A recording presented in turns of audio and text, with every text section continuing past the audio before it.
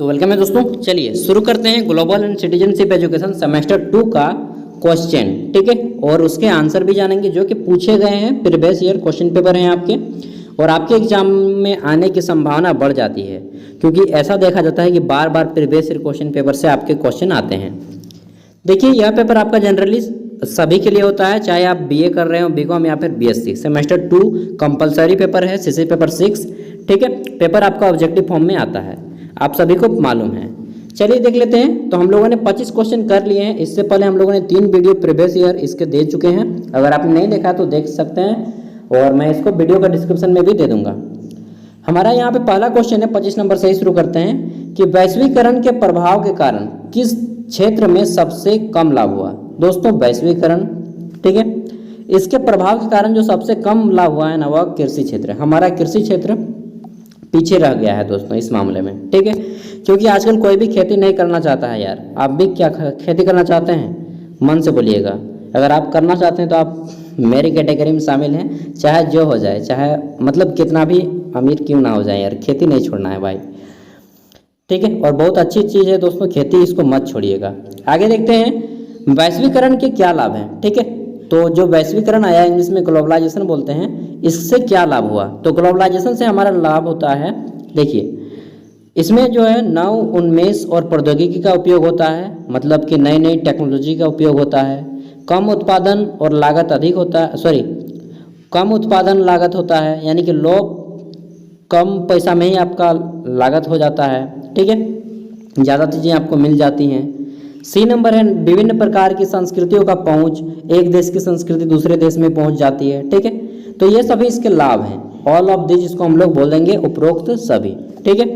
वैश्वीकरण का मतलब ही होता है जनरली कि विश्व का एक बाजार के रूप में उभरना। कोई भी देश किसी भी देश में जाकर के अपना सामान बेच सकता है, सामान खरीद सकता है, ठीक है, इसी को वैश्वीकरण कहते हैं, या फिर इंग्लिश में ग्लोबलाइजेशन बोलते हैं। 27 नंबर क्वेश्चन है, निम्नलिखित में से कौन वैश्वीकरण को बढ़ावा देता है, ठीक है। तो वैश्वीकरण को बढ़ावा देता है बाहरी व्यापार, एक्सटर्नल ट्रेड, ठीक है, यानी कि अपने देश से बाहर जो व्यापार होता है उसी को हम लोग बोलते हैं वैश्वीकरण, ठीक है। जनरली उसी का मतलब होता है वैश्वीकरण, और इसके अंदर आपका साहित्य वगैरह सब कुछ आ जाएगा। जो लोग इंग्लिश में है वो इंग्लिश में पढ़ लीजिएगा, ठीक है, क्योंकि मैक्सिमम बच्चे हिंदी मीडियम के हैं, और यह पेपर आपका हिंदी और इंग्लिश दोनों में आएगा, नो टेंशन रहिए, ठीक है। भारत में वैश्वीकरण के कारण प्रत्यक्ष विदेशी निवेश निम्नलिखित में से किससे संबंधित है, ठीक है। तो भारत में वैश्वीकरण जो है यह डायरेक्टली आपका विदेशी निवेश बहुराष्ट्रीय कंपनियों से संबंधित है। बहुराष्ट्र कंपनी दोस्तों इसको इंग्लिश में मल्टीनेशनल कंपनीज बोलते हैं। इसका अर्थ होता है कि वे वैसे कंपनी जो एक से अधिक देशों में काम करती हैं, ठीक है, जैसे कि हिंदुस्तान यूनिलीवर, ठीक है, ये एक साबुन कंपनी है और यह हमारे देश की नहीं है, विदेशी कंपनी है, ठीक है। इसी तरह से बहुत सारे विदेशी कंपनी हैं जो कि एक से ज़्यादा देशों में काम करती है। विशेष रूप से अमेरिका और चाइनीज जो कंपनी होती है ना, वह पूरे विश्व में छा गई हैं, पूरे विश्व में। अगला है वैश्वीकरण ने निम्नलिखित में से किसके विकास में काफ़ी हद तक सुधार किया है। तो दोस्तों इससे जो है सबसे ज़्यादा सुधार हुआ है विकसित देशों का। किन देशों का? विकसित देश, जिसको हम लोग बोल सकते हैं कि अमीर देश, ठीक है। अब इनमें कौन कौन आता है भाई? तो इनमें वे देश आते हैं जहाँ पे एकदम गरीबी जो है ना के बराबर पाया जाता है। उन्हीं देशों में वैश्वीकरण से सबसे ज़्यादा लाभ हुआ है, जैसे अमेरिका हो गया, ठीक है, यूएसए जिसको बोलते हैं, चाइना हो गया, जापान हो गया, सिंगापुर हो गया, फिर आपका आ जाता है इसमें जर्मन हो गया, इंग्लैंड हो गया।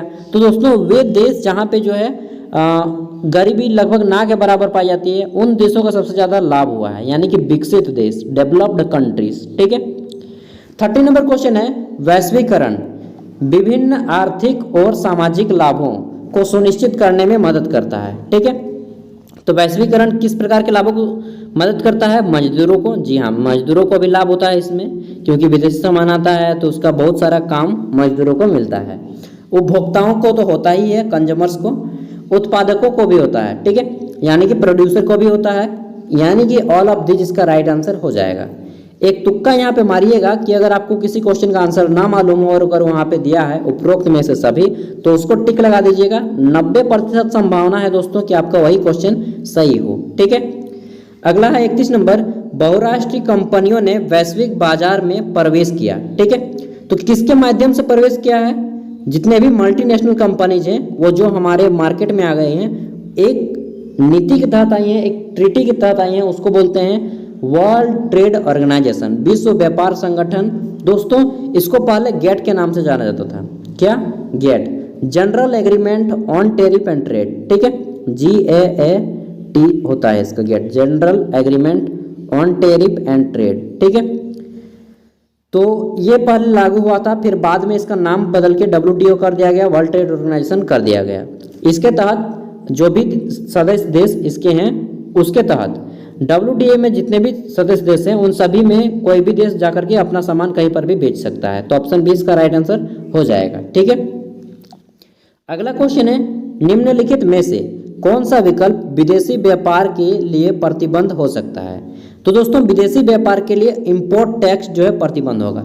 अब जैसे चाइना का सामान भारत में आ गया, ठीक है, हम लोग तो बोलते भी हैं चाइना के मोबाइल शॉप में, ठीक है, तो चाइना का सामान अब भारत में आ गया, अब इसमें क्या कीजिएगा, तो इम्पोर्ट टैक्स लग जाएगा उनको कि आप यहाँ पे हमारा बेचिएगा तो आपको जो है इम्पोर्ट कीजिएगा, आयात कीजिएगा तो इम्पोर्ट टैक्स लग जाता है, ठीक है, आयात टैक्स। नेक्स्ट देख लेते हैं, हमारा क्वेश्चन है यहाँ पे नेक्स्ट 33 नंबर कि विश्व व्यापार संगठन बहुराष्ट्र कंपनियों को क्या प्रदान करने में मदद करता है?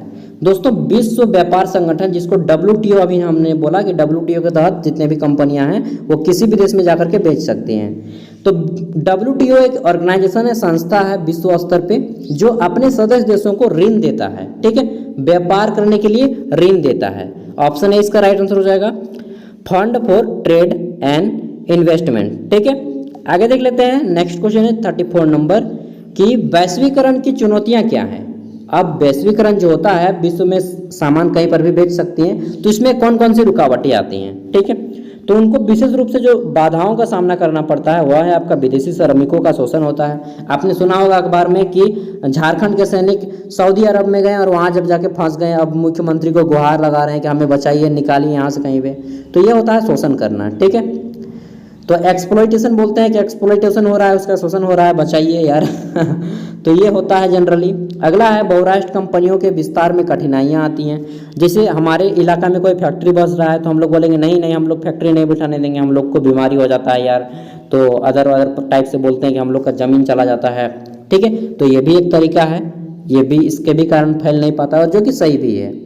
तीसरा है निर्यात करों में उच्च शुल्क। अगर आप यहाँ पे बेचेंगे तो आपको जो है बहुत ज़्यादा मात्रा में यहाँ पे शुल्क देना पड़ेगा, ठीक है।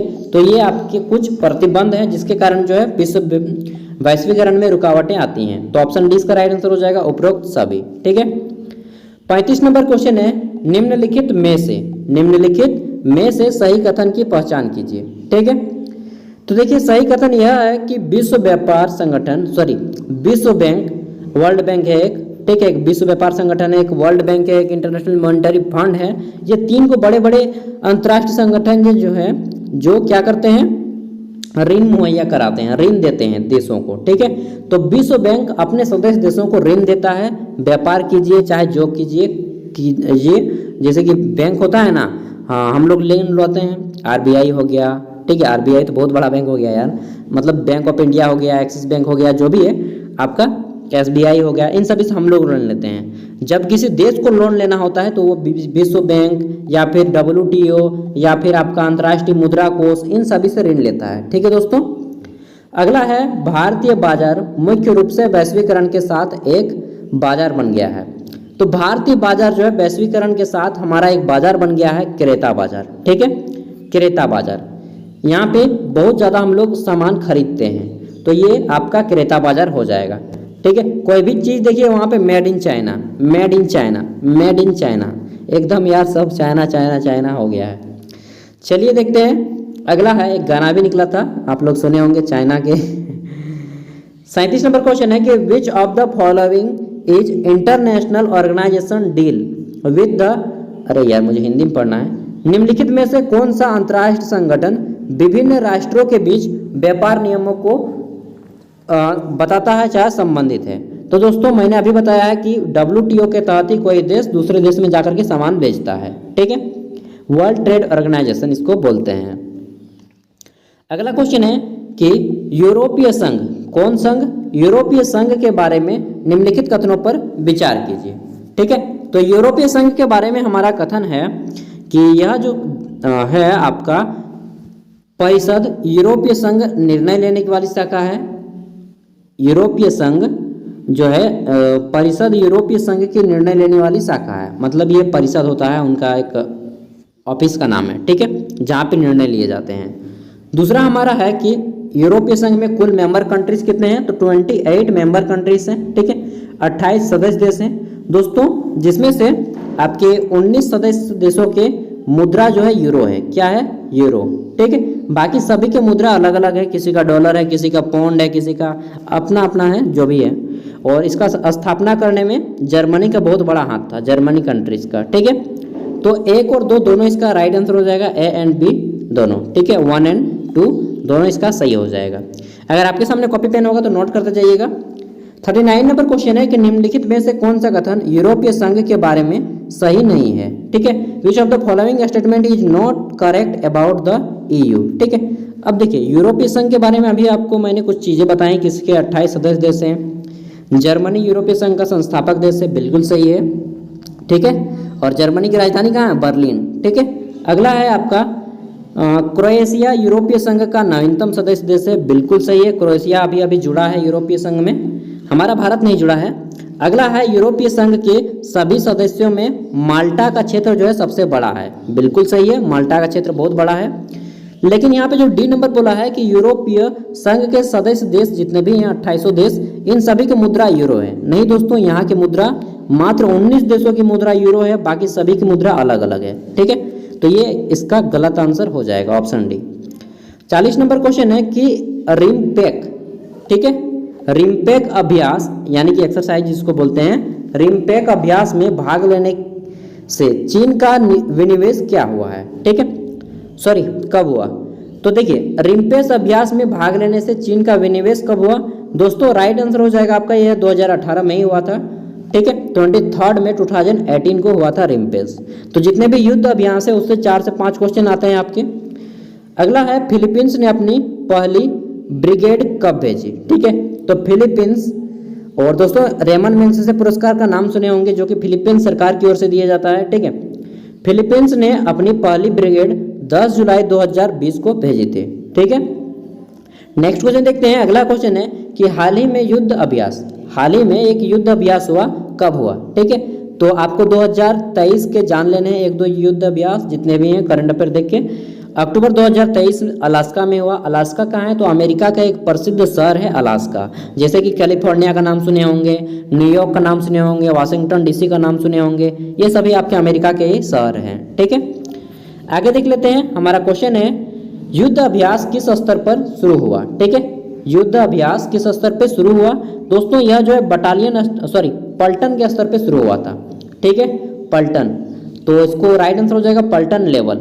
44 नंबर हमारा क्वेश्चन है कि भारतीय नौसेना, Indian navy, royal Indian navy इसको बोला जाता है। हाँ, तो चलिए कोई आ गया था इसलिए हमको बीच में वीडियो को रोकना पड़ा। चलिए देखते हैं हमारा तो क्वेश्चन है कि भारतीय नौसेना, एक आंसर बताइए हमको कि भारतीय नौसेना के संस्थापक कौन थे। छत्रपति शिवाजी थे भारतीय नौसेना के संस्थापक। ठीक है, याद कर लीजिएगा। आप में से बहुत से लोग भारतीय नौसेना में जाना चाहते होंगे तो रेडी हो जाइए यार, जाइएगा। अगर आपने 10th हैं तो आप MR लेवल पे जा सकते हैं, और अगर आप 12th साइंस किए हैं तो आप लोग SSR और AA के थ्रू भी जा सकते हैं। भारतीय नौसेना ने विस्तार दूरी की भूमि पर हमला करने वाली ब्रह्मोस, ठीक है, ब्रह्मोस दोस्तों भारत और रूस के समन्वय से मिलकर बनाया गया है। सुपरसोनिक क्रूज मिसाइल का सफलतापूर्वक परीक्षण किस विध्वंस के से किया, तो राइट आंसर हो जाएगा आपका INS चेन्नई से। ठीक है, INS Chennai, INS Vikramaditya, INS शक्ति, INS बहुत सारे हैं आपके INS। इन सब को जब पढ़िएगा ना तो मज़ा लग जाएगा, और अगर आप नेवी में बन जाएंगे ना तो लाइफ बहुत अच्छा चलेगा यार। क्या कोई भी चीज़ हो अगर देश के हित में करना चाहते हैं, और सब कुछ देश के हित में करता है, जरूरी नहीं कि नौकरी ही लें, व्यापार करें बहुत अच्छा है, लेकिन मैं ये नहीं कह रहा हूँ कि यार आप नौकरी पे ही जाइए। ठीक है, क्योंकि बहुत ज़्यादा भीड़ हो गया है आजकल। कोंकण नौसैनिक अभ्यास किन 2 देशों के बीच आयोजित किया जाता है। ठीक है, तो कोंकण दोस्तों नौसैनिक अभ्यास जो है भारत और यूनाइटेड किंगडम मतलब आपका कौन, इंग्लैंड, ठीक है। भारत और इंग्लैंड जिसको ब्रिटेन के नाम से भी जानते हैं, जिसकी राजधानी कहाँ है, लंदन, ठीक है। एक गाना भी निकला है। चलिए 46 नंबर क्वेश्चन है हमारा कि किस अंतर्राष्ट्रीय न्यायाधिकरण को युद्ध अपराधों, किस अंतर्राष्ट्रीय न्यायाधिकरण को युद्ध अपराधों और मानवता के खिलाफ अपराधों के लिए व्यक्तियों पर मुकदमा चलाने का अधिकार है। तो दोस्तों यह अधिकार दिया गया अंतर्राष्ट्रीय आपराधिक न्यायालय को, ठीक है। अंतर्राष्ट्रीय आपराधिक न्यायालय, इसको शॉर्ट में आईसीसी बोलते हैं, इंटरनेशनल क्रिमिनल कोर्ट, ठीक है। और इसके तहत अगर फंस गया यार तो फिर तो छूटना हो गया, मतलब देश के साथ ना इसको, उस देश को शर्मिंदगी झेलनी पड़ सकती है, ठीक है। तो ऐसा काम मत कीजिएगा जिसमें आप लोग आईसीसी में फंस जाएं। और जनरली ये लोग कौन फंसते हैं, तो जो बड़े बड़े क्राइम करते हैं गैंगस्टर लोग, वो लोग फंसते हैं। 47 नंबर है कि how does ICC get its major funding done, यानी कि आईसीसी अपनी बड़ी फंडिंग कैसे करवाती है। तो दोस्तों इंटरनेशनल क्रिमिनल कोर्ट जो है इसको कहाँ से पैसा मिलता है चलाने के लिए, तो इसके जितने भी सदस्य देश हैं उन सभी देशों से इनको पैसा मिलता है, ठीक है। बाय मेंबर कंट्रीज के थ्रू इनको फंड दिया जाता है।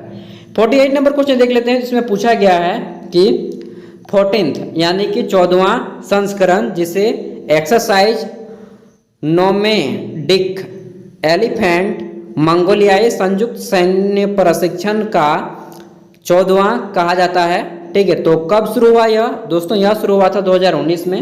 जनरली ये तो आपको नहीं पूछा जाएगा क्योंकि बहुत ओल्ड हो गया, फिर भी आपको करंट अफेयर देख लेने हैं। नौसैनिक अभ्यास जितने भी हैं, भारत बांग्लादेश, भारत पाकिस्तान नहीं होता है यार, भारत आपका श्रीलंका, भारत नेपाल, ठीक है, भारत का भूटान, भारत अमेरिका, भारत चीन, इन सबको पढ़ लेना है, ठीक है। और आगे देखते हैं, जिन्होंने वर्ष 1946 से 1964 तक भारतीय विदेश नीति की अवधारणा और लागू में गहरा प्रभाव डाला, ठीक है। तो उनका नाम क्या है दोस्तों, उनका नाम है पंडित जवाहरलाल नेहरू। मोतीलाल नेहरू इनके फादर थे, कमला नेहरू इनकी वाइफ थी, इंदिरा गांधी इनकी बेटी थी, ठीक है। इंदिरा गांधी मुख्य रूप से उनका नाम इंदिरा नेहरू था, महात्मा गांधी ने अपना नाम दिया था, ठीक है। आगे देख लेते हैं, क्वेश्चन है, एक मिनट भाई साहब, नेहरू कौन, नेहरू जवाहरलाल नेहरू कैबिनेट में चीन के जल्द हमले को लेकर किसे संदेह था, ठीक है।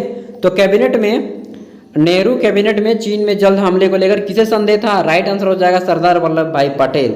इनको मालूम था कि ससुरा चीन घटिया कर सकता है हमारे साथ, और इसलिए जब क्या बताएं, पंडित नेहरू जो बोल रहे थे कि भारत चीनी भाई भाई, और चीन ने हमको कर दिया ठाई ठाई। और 1962 में हमारा भारत चीन के साथ युद्ध हो गया था, जिसके दोस्तों हमें खेत की बात है कि हमें हारना पड़ा था चीन के साथ। बट कोई नहीं, अब आएगा तो धूल चटा के रख देंगे, ससुरा को मार के भगाएंगे। गाली देने का मन करता है ना, कोई बात नहीं। तो दोस्तों ये पेपर आपका इसी टाइप से क्वेश्चन आएंगे, देखने को मिलेंगे, ठीक है। और आपका पेपर ऑब्जेक्टिव आएगा, तो अच्छे से प्रिपेयर करके जाइएगा। बाकी पेपर इस बार संभावना है कि इसमें आपका हिंदी और इंग्लिश दोनों भाषा में रहेगा। फिर भी अगर इंग्लिश में आता है तब तो क्या बताएं, अपने टीचर को बोलिएगा, वही एग्जामिनर को, कि सर देखिए यार भीग गया हूँ पूरा का पूरा पसीना से, ठीक है, कि सर आप हमें जो है हिंदी में ट्रांसलेट कर दीजिए, एक मेहरबानी कीजिए। अगर वो अच्छे इंसान होंगे तो डेफिनेटली कर देंगे, और नहीं होंगे तो क्या बताएं। आपको यूनिवर्सिटी ने कसम खा लिया है कि यार मुझे बच्चे को फेल कराना है, ठीक है। और ऐसा जो रूल अब आया है ना दोस्तों न्यू एजुकेशन पॉलिसी में, कि बच्चा रेगुलर से 10% ही पास कर पाएंगे, नहीं तो पूरा क्लास कीजिए डेली, तभी उपाय है। नहीं तो आपका मैथ होता है, समझ रहे हैं ना, मैथमेटिकल एंड कंप्यूटेशनल थिंकिंग, यार हालत खराब हो जाएगा बच्चा का। जो मैथ नहीं पढ़ा है उनके लिए तो बाप बोल देगा, सच बता रहा हूँ, नहीं बोलिए तो। चलिए जो भी हो, हम आपके ये जितने भी क्वेश्चन हैं सब डाल देंगे, और है मेरे पास लगभग 150 क्वेश्चन, 150 नहीं, हाँ जितने भी क्वेश्चन हैं डाल दूंगा मैं यार। और जितने भी मैंने डाल दिए वो वीडियो का डिस्क्रिप्शन में दे दूंगा, PDF आपको मिल जाएगा वीडियो का डिस्क्रिप्शन से ही, वहाँ से भी डाउनलोड कर लीजिएगा एंड घर में सॉल्व कीजिए। थैंक यू, मिलते हैं अगले वीडियो में, तब तक के लिए बाय। और अपने दोस्तों तक भी वीडियो को शेयर कर लीजिएगा।